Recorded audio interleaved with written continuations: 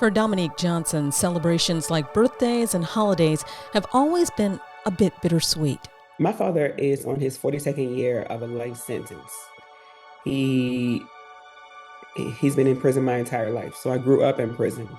I've spent many birthdays, holidays, celebrations, you name it. I've spent them behind bars. And so much so that I have people that I have like prison uncles. And so the world in which I know it was always centered around incarcerating Black men. Dominique was in a college program that challenged her to build a nonprofit organization. And while mentoring two young girls, she had an epiphany. Because their dad and my dad was housed in the same institution. We lived less than 10 minutes apart. And there was no way that I could navigate life knowing that I know how to overcome the obstacles that I face and not share with other people. And so the organization that we were with, they took that opportunity to raise millions of dollars off of our story and gave us $50 gift cards. She and her father decided they would start their own organization and make an impact. And right before the pandemic, she made a unique connection to Troy Hankton. I was sentenced to 14 years in prison. I did 10 years and 5 months. For those who live in the New Orleans, Louisiana region, this last name, Hankton, came with a family history connected to crime, something anyone who turns on the news like WVUE can hear. The cousin of drug kingpin Telly Hankton was found dead in his prison dorm early this morning. It was back in 2016 the DA's office of the Eastern District of Louisiana announced 32-year-old Troy Hankton pled guilty to conspiracy to possess firearms. He was sentenced to serve 168 months behind bars. His case file says he was one of many involved in the Hankton Group, a criminal racketeering enterprise involved in murder, bribery, money laundering, and drug trafficking. And although Hankton officially pled guilty to purchasing a handgun and shooting a man sitting in his car at a Red Rooster about 4 years before his indictment, Troy says things on the outside were not as cut and dry as they seemed when everything happened. After college, I won some money. I won $86,000 in a casino, in Harris Casino. So, perception change. I went from just a regular guy to a lot of people looked at me as like I was a drug dealer or something like that. So because of everything changed instantly, and most people don't see that change that fast. So, the perception change. And my last name in New Orleans, it has a reputation of negativity, crime and violence. So at that moment, I started embracing that. I became something that I wasn't. I embraced that. I got into an incident where I got into a shooting. I was legal to carry a gun. It was my own gun. I got into a situation and I didn't stay on the scene. So my family got into all type of incidents where they start getting into, they going to jail for violence and things of that nature. And in 2011, it was 4 years and 7 months later, I was indicted. Troy says being separated from his daughters Trinaya and Jerian was heartbreaking. And so connecting with Dominique Johnson and her nonprofit, Daughters Beyond Incarceration, was a godsend. Me being the father that I am, I was always in my kids' life. I was always there. Now, knowing that I'm going to be gone for such a long period of time, it's like the worst feeling. It's one of the worst things like in the world, one of the worst feelings, knowing that you can't be there when your kids need you the most. Well, it was very different because they used to have father-daughter dances or Father's Day events at school. And you used to see all the other kids with their dads and you just wish your dad was there.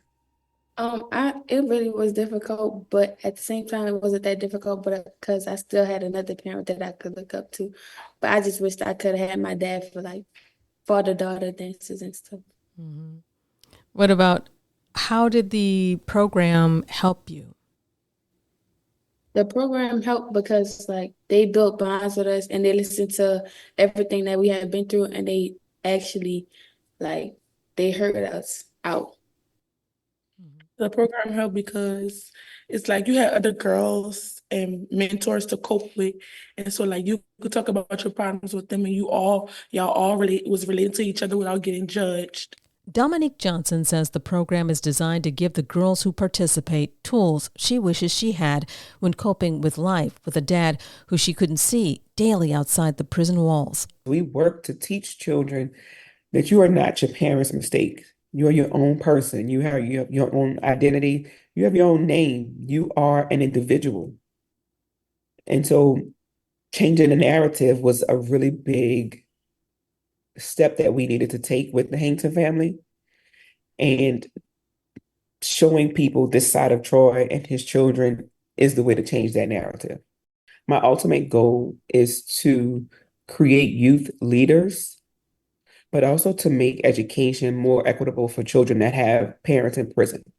And that means making sure those incarcerated parents have an opportunity to parent from prison. So in prison, I had to learn how to be more friends with my kids.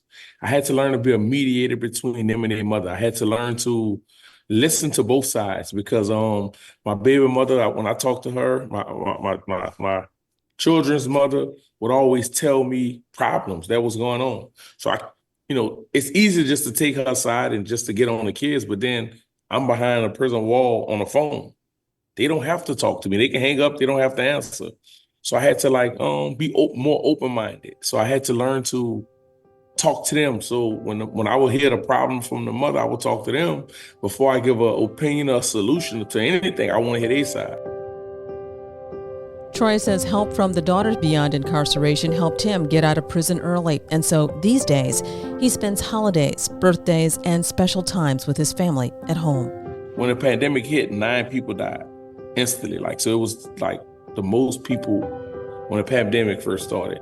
So they reached out. I think Fox News reached out to talk to Dom, and Dom asked did they have any fathers in that prison, and they did an interview with my kids. So during the interview, I was basically in a special housing unit.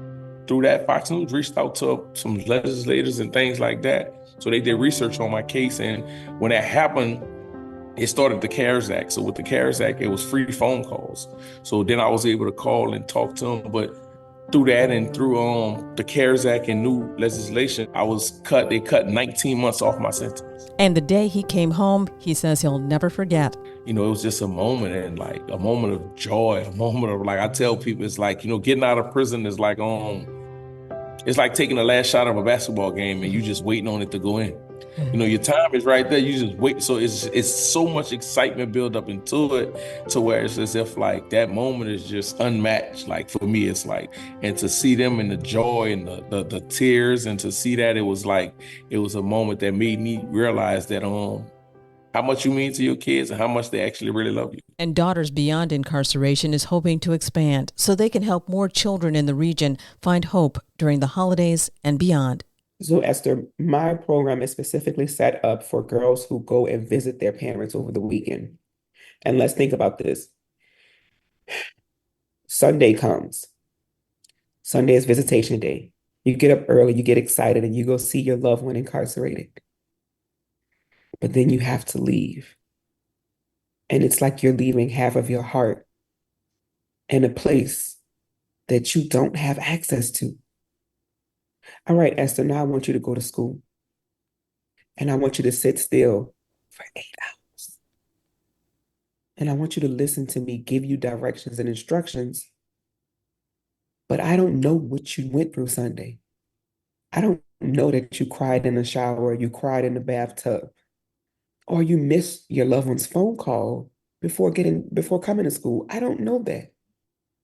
But you need to sit still for 8 hours. My after-school program works to heal, to restore, and to support those girls holistically. They're not coming here to get schoolwork done. They're coming here to learn about mass incarceration. They're coming here to identify their traumas, their triggers, and they're coming here to learn how to heal from those. DBI started out with roughly about 10 to 15 girls, and as of today, we have supported over 100 families locally. Statewide, we work to support the 94,000 children that are impacted by parental incarceration, and we work to support them through legislation. It's legislation that helps incarcerated parents attend graduations and other milestones in their children's lives in Louisiana. It's a step toward healing that Dominique Johnson knows is important. I got my pamper changed on my dad's lap in the visitation room. My dad fed me lunch on his lap in the prison room. My dad taught me how to color inside the lines in the prison visitation room. My dad learned how to comb my hair inside of the prison visitation room. And mind you, I had a Jerry curl. My dad and I had the sex talk inside of a prison visitation room. My dad learned when I got my cycle inside of a prison visitation room. So most milestones that children experience with their parents outside in their homes, we experience inside of prison bars. Every time I broke a track meet record and I became a state champion, we celebrated inside of the prison visitation room. There was no outside celebration at any point. We were inside, locked up, and no child should have to endure that. If you'd like to help with continuing efforts to help children who have incarcerated parents, go to dbinola.org. I'm Esther Dillard for the Black Information Network.